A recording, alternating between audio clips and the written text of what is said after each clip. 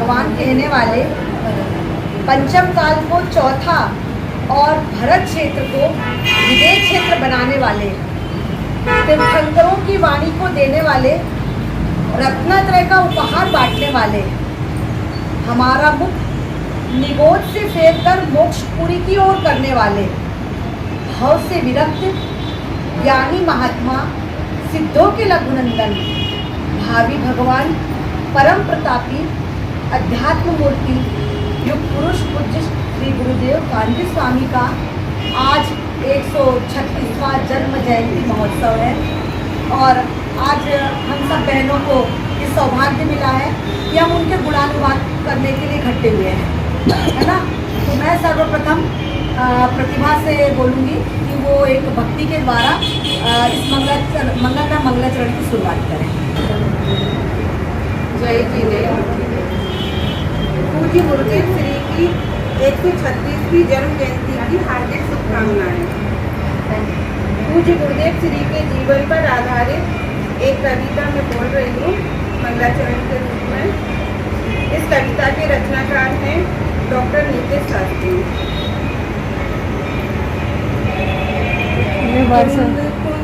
वाणी का अमृत रस घोरा, सबको बताया तत्व अनमोला, सबको बताया तत्व अनमोला।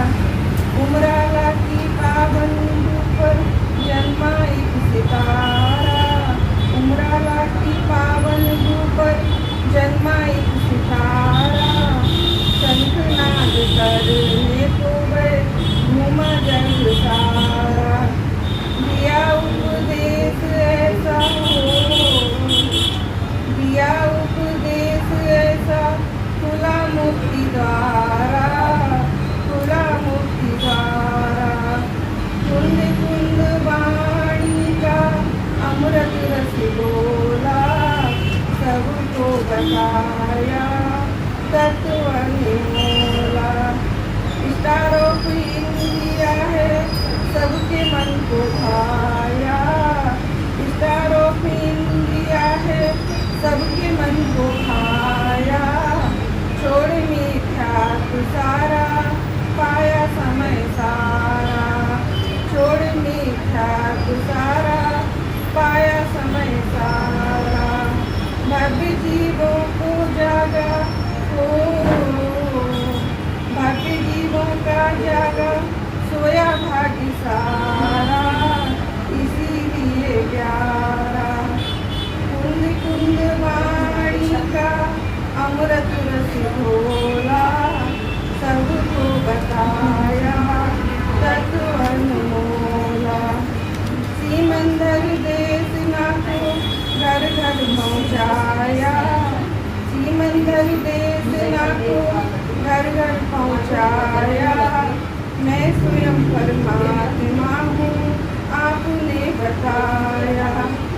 करता न धरता कोई हो, करता न धरता कोई, आपने सिखाया, इसीलिए प्यारा। कुंद कुंद वाणी का अमृत रस घोला, सबको सबको बताया तत्व अनमोला। जय जय।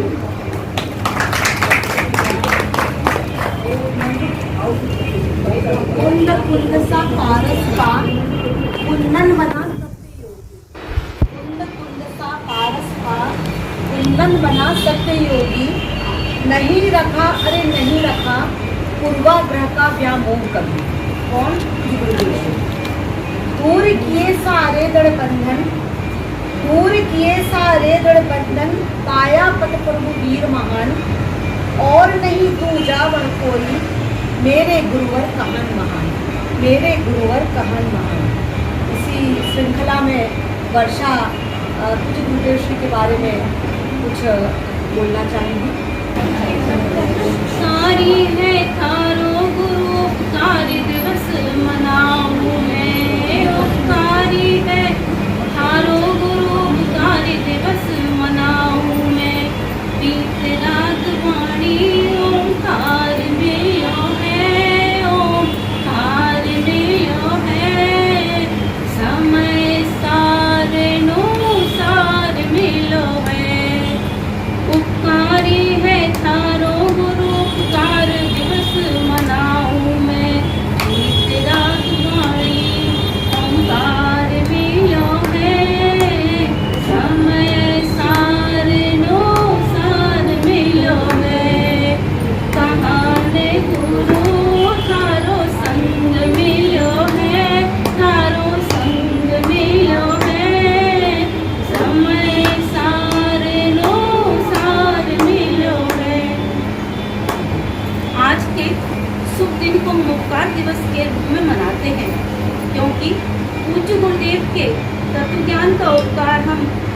छोटी मुद्राओं से भी नहीं चुका सकते।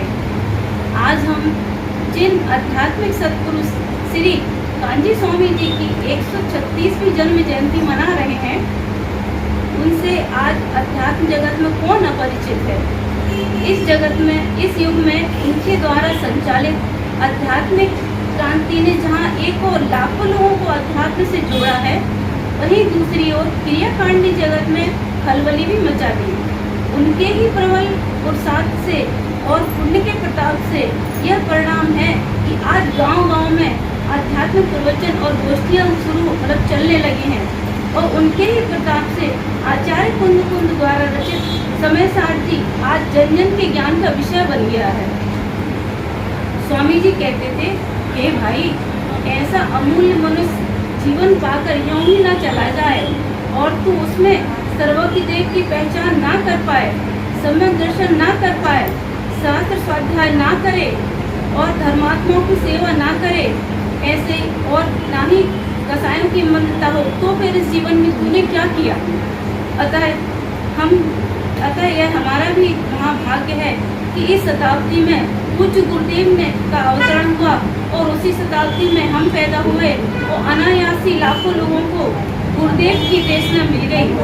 आज हमारे बीच में गुरुदेव नहीं है, ध्यान दीजिए, आज हमारे बीच में गुरुदेव नहीं है, परंतु उनकी देशना हमें ऑडियो, वीडियो और लिखित रूप में प्राप्त है, तो हम उनका पूरा लाभ लें और उपकारी के उपकार को न भूलें। इतना ही मेरा कहना है। उपकार कब कहलाएगा, गुरुदेव श्री का उपकार कब कहलाएगा, जब हम उनके बताए हुए मार्ग पर चलेंगे। सिर्फ उपकार दिवस मना लेने से उपकार नहीं माना जाएगा, है ना। आज गुरुदेव नहीं होते तो कौन बताना हो, ऐसा बताने वाला कोई था ही नहीं यदि वो नहीं होते तो, है ना। परंतु सिर्फ उपकार दिवस मना लिया, उनके बारे में अपन ने बोल लिया, उनका जीवन चरित्र बोल लिया, इतने में उनको उपकार हो गया क्या हमारे ऊपर? नहीं होगा। जब हम उनके बताए हुए मार्ग पर चलेंगे तभी सच्चा उपकार दिवस मनाना होगा, है ना।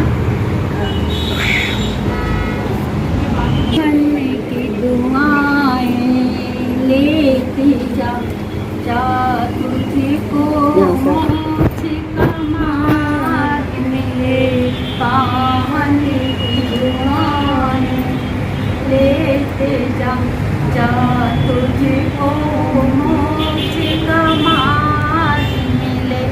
हिंसा और झूठे पले जिस घर, उस घर में मेरा वास ना हो, जहाँ सत्य और अहिंसा पले और कुंद का साथ हो। काहन के उपदेश सुनते जा तुझको मोक्ष का मार्ग मिले। जहाँ चोरी और परिग्रह पले, उस घर में मेरा वास न हो, जहाँ अपरिग्रह मिले और कुंद का साथ रहे, उस घर में मेरा वास रहे। कामन की दुआएं लेती जा तुझको मोक्ष का मार्ग। उनकी दुआ यही है कि निर्णय कर, अनुभव कर, निर्णय कर, अनुभव कर। गुरुदेव की दुआ यही है ना। यदि हम उनके बताए हुए मार्ग पर चलेंगे तो वाकई में जब वो तीर्थंकर बनेंगे तब हम सब उनके साथ मुनि बनकर और सिद्धालय में अनंत काल से उनके साथ विराजमान होंगे। पंच परमेश्वरी भगवंतों की गुरुदेव श्री कांजी स्वामी की जय। गुरुदेव आए रे बड़े ही सौभाग्य से, गुरुदेव आए रे बड़े ही सौभाग्य से।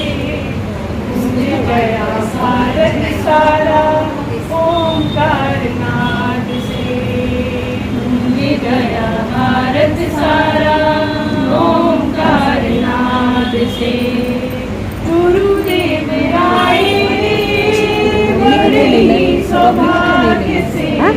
गुरुदेव बड़े ही सौभाग्य से गूंज गया भारत सारा ओंकार नाद से।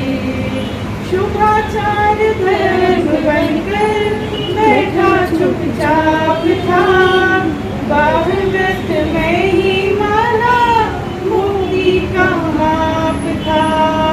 शुभाचार्य धर्म बनकर बैठा चुपचाप था, बाहुव्रत में ही माना मुक्ति का माप था। वीतरागी ज्ञान जागा तेरे प्रताप से, गूंज गया भारत सारा ओंकार नाद से। आप सभी भी बोलेंगे तो बहुत ही अच्छा लगेगा। आए रे बड़े ही सौभाग्य से, गूंज गया भारत सारा ओंकार नाद से। करता कर्म की भागी सर्दी अवसान थी, करता कर्म की भागी करती अवसान थी। ज्ञाता स्वभाव से हूँ दुनिया अनजान थी, ज्ञाता स्वभाव से हूँ दुनिया अनजान थी। चेतन है जानन हारा बदलाया शान से, गूंज गया भारत सारा ओंकार नाद से, गूंज गया भारत सारा ओंकार नाद से। लाए थे संग में गुरुवर सीमंदर देश जहाँ, लाए थे गुरुवर संग में सीमंदर देश ना। चेतन धरती वाणी धरती देशना, शक्ति वाणी धरती देशना। महाशक्तिशाली आतम सरचावे चाव से, गूंज गया भारत सारा ओंकार नाद से, गूंज गया भारत सारा ओंकार नाद से। आलिया तो बचा दो यार।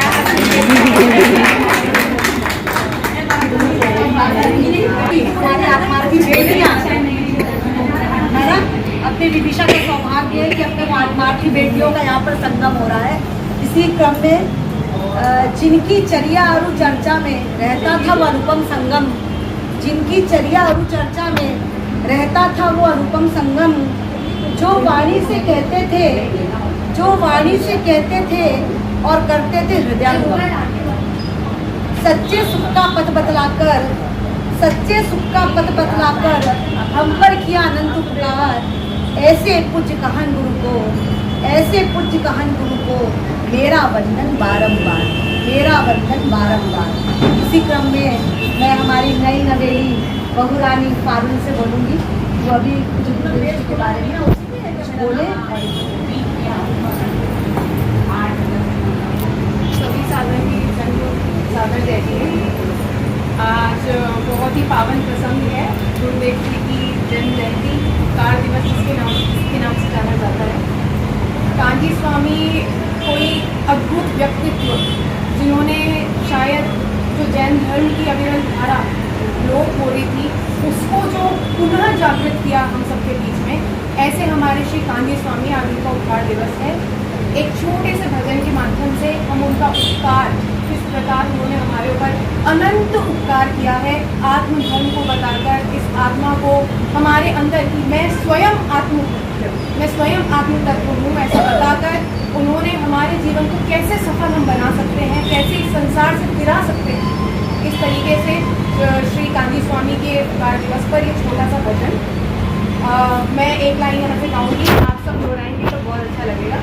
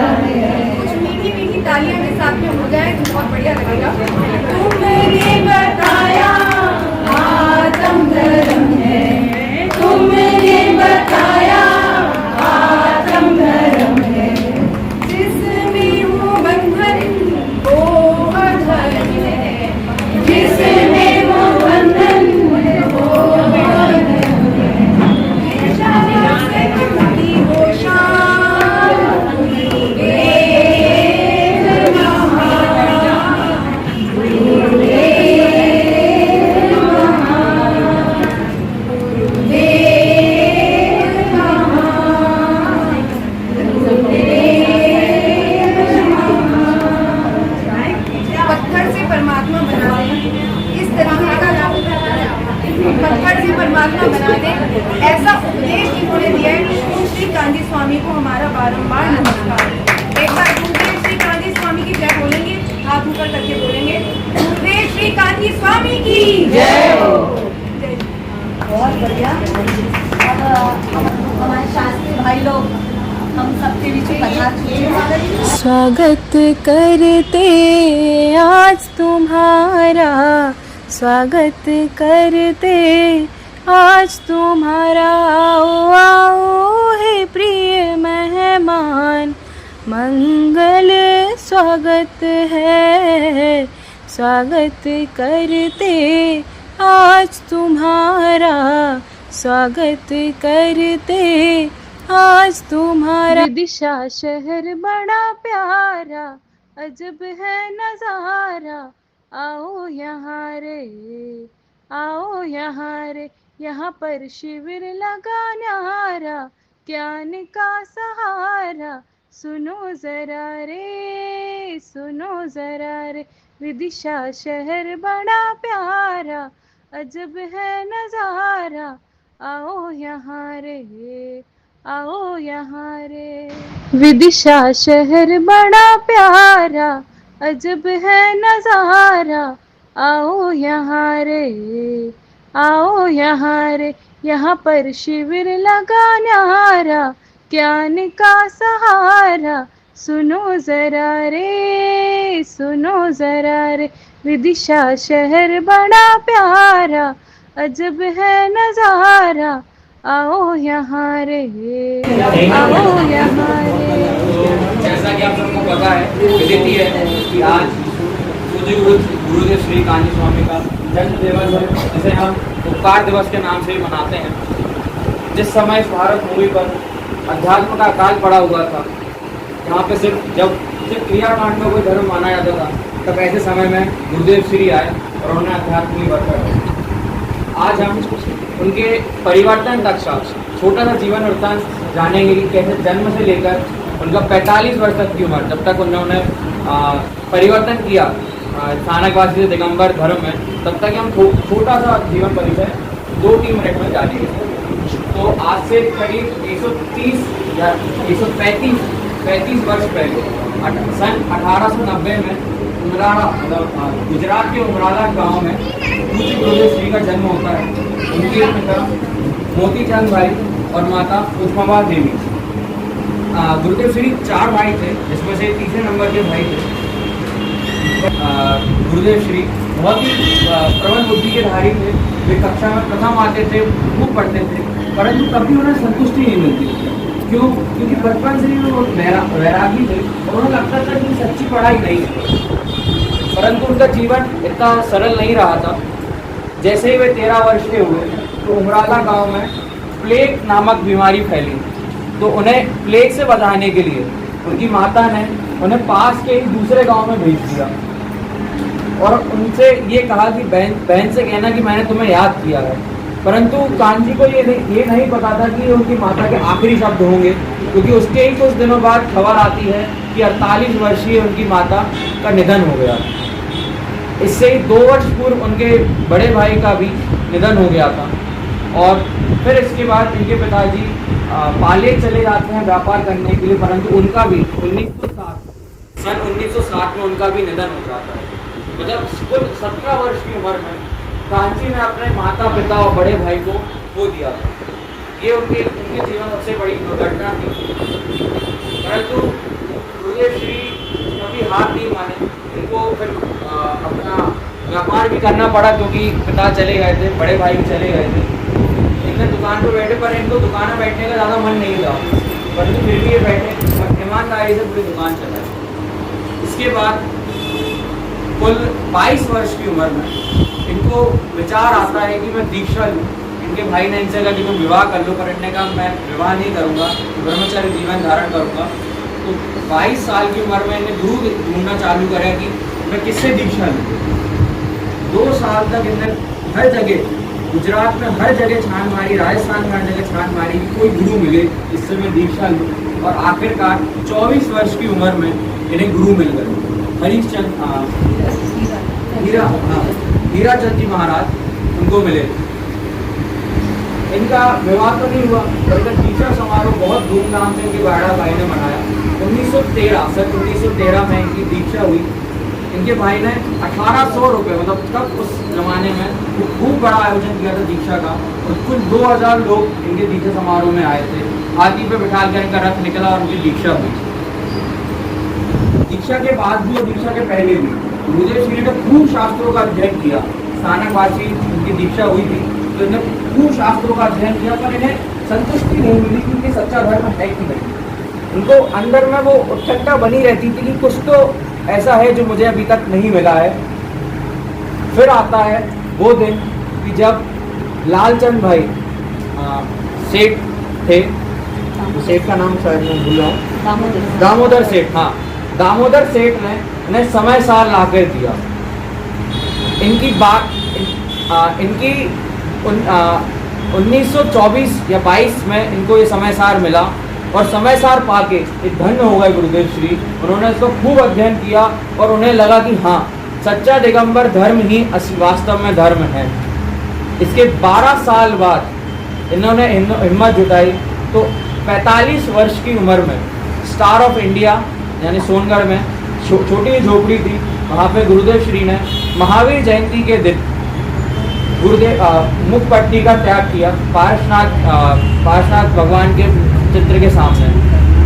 इनको धमकियाँ भी आई कि रोटी नहीं मिलेगी, आप परिवर्तन नहीं करिए। इनको ऐसा कह दिया गया था कि आप परिवर्तन नहीं करिए, आप इधर समय सार बाँचिए, आप दिगंबर सार बाँचिए, पर आप दिगंबर अपना संप्रदाय में मत जाइए, क्योंकि श्वेतांबर स्थानकवासी में एक बहुत ही प्रमुख गुरु थे और सब इन्हें मानते थे। परंतु गुरुदेव श्री नहीं रुके, खूब तमाम धमकियाँ, जान की धमकियों पर भी, जान की कीमत पर भी उन्होंने एक परिवर्तन किया।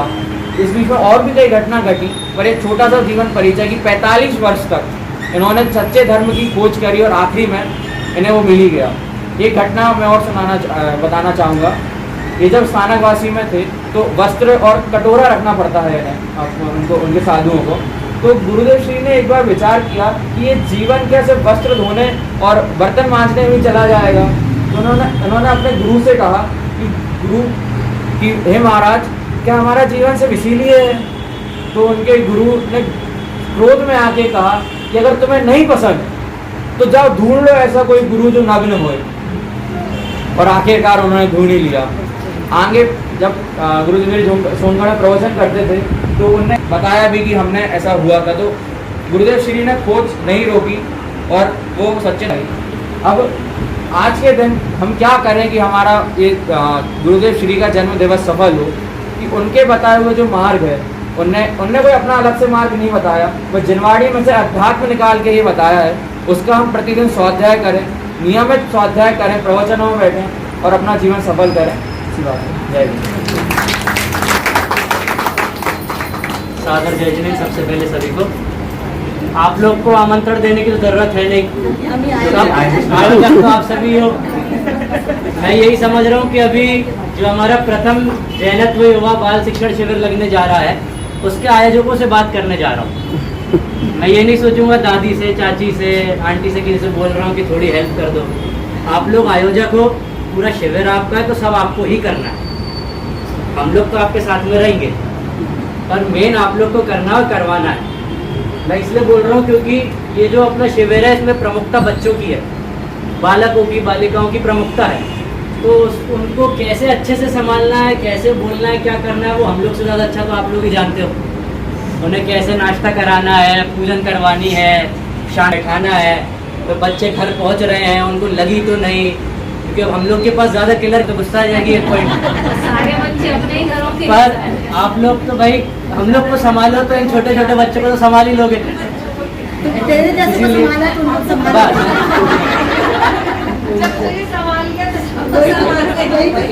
इसलिए मैं ये कह रहा हूँ कि मैं एक लिस्ट डलवा दूंगा ग्रुप पे, उसमें जिन जिन मंदिरों के पास आप में से जो भी रहते हैं, तो आप नाम दादी के पास लिखवा देना। तो ऑटो में आपको साथ में आना है, साथ में जाना है। और शिविर चालू होने के कम से कम 4 से 5 दिन पहले आपके पास मैं एक लिस्ट पहुंचा दूंगा। वो सब आपके आसपास के एरिया के लोग रहेंगे, आपके जान पहचान वाले, आपसे जिनसे रोज़ आपकी बातचीत होती है वही रहेंगे। तो उनको आपको बस 4 दिन पहले फ़ोन करना है और उनसे आपको कोऑर्डिनेट करना है, पक्का करना है कि आपका रजिस्ट्रेशन है, इतनी से इतनी तारीख में शिविर में आपके बच्चों को, बालकों को, युवाओं को आना है। और ऑटो की व्यवस्था मंदिर, जो पर्टिकुलर मंदिर रहेगा वहाँ से रहेगी। तो आपको लिस्ट रहेगी, उस मंदिर से ऑटो में आपको साथ में बैठ के आना है। कौन बच्चा आया नहीं आना वो सब आपकी जिम्मेदारी है। कौन बच्चा आ रहा है नहीं आ रहा है, पीछे चाची मना कर रहे हैं अरिहंत विहार का तो नहीं देखना है भाई, क्योंकि हम लोग अब एक एक इंसान हर मंदिर के पास रोज रोज जा के नहीं आ सकते। आप लोग वहीं उसी ऑटो से आओ, आपके पास लिस्ट रहेगी। बस आपको पहले दिन ध्यान रखना रहेगा कितने बच्चे हैं। अगले दिन तक तो आपको समझ में आ जाएगा कौन कौन बच्चे चढ़े नहीं चढ़े। और ऐसा नहीं कि पूरा ही सारी माता पच्ची आपको ही करनी है, हम लोग पूरे टाइम साथ में रहेंगे। आप हाँ, कोई भी दिक्कत होगी आप लोग फ़ोन लगाई देना, सब आप लोग के आसपास ही रहेंगे। और उसके पूजन में भी जैसे सब नई नई भाभियाँ हैं, सब लोग हैं, तो वो लोग भी सुबह से कि भाई बच्चों को बता रहे हैं, पूजन में घूम रहे हैं कि अष्टद्रव्य क्या होता है, एक एक करके बता रहे हैं कि अब जल चढ़ाना है, चंदन चढ़ाना है, अक्षत चढ़ाना है, अर्घ्य चढ़ाना। और भाई पूजन के बाद बच्चे अपनी अपनी क्लास में जा रहे हैं। नाश्ता है तो नाश्ते के समय महिला फेडरेशन को भी रहना है कि भाई बच्चों को नाश्ता कराना है।